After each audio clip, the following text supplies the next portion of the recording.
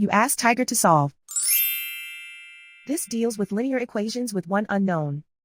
The final result is v equals -18. Let's solve it step by step. Group all constants on the right side of the equation. Add 5 to both sides.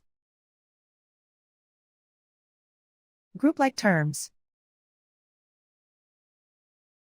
Simplify the arithmetic.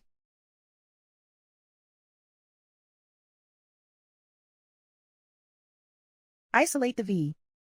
Multiply both sides by inverse fraction 3 over -1. Group like terms. Multiply the coefficients.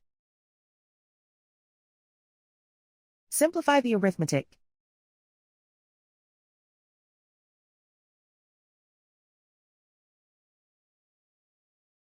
And so the final result is v equals -18.